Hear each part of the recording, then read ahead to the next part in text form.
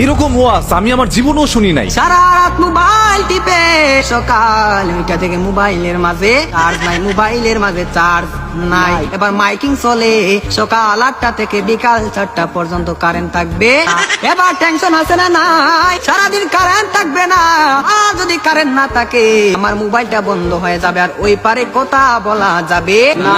এবার ওই পার থেকে রাগ করবে কি করবে না। এবার যখন বিকাল 4টা বেজে গেল, এই মাত্র কারেন্ট আসলো আর মোবাইলটা চার্জে লাগাইয়ে টিপানো আরম্ভ। এবার মেসেজ করে হাই, এবার গিয়ে দেখে ওই পার থেকে ব্লক করে দিছে।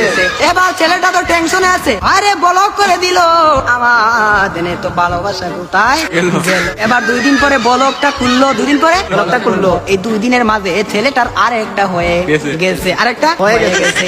এবার মেয়েটা বলে তোমার সাথে আমি পালিয়ে যাবো, আমাদের বাড়িতে মানবে না, চলো আমরা পালিয়ে যাই। আমি রাগ করেছিলাম, আমার রাগ তুমি কেন ভাঙ্গাও না। আর ছেলেটা রাগ কি ভাঙ্গাবে, এই 2 দিনের মাঝে আর একটা কপালের মাঝে জুইটা গেছে। ওই মেয়েটা বলে চলো আমরা পালিয়ে যাই, ছেলে বলে চলো। আর ছেলেটা মনে মনে ভাবে তোমার একটা শিক্ষা দিতে হবে। এবার মেয়েটা সকালে স্টেশনের মাঝে গাড়ি গুটি লইয়া রেডি। এবার ছেলেটা তো আসে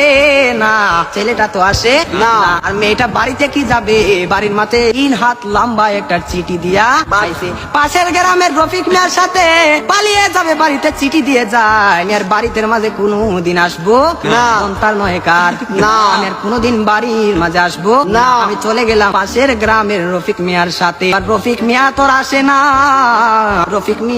আর আসে না, এবার 1 ঘন্টা চলে যায়, 2 ঘন্টা চলে যায়, ছেলেটার মোবাইলে বন্ধ।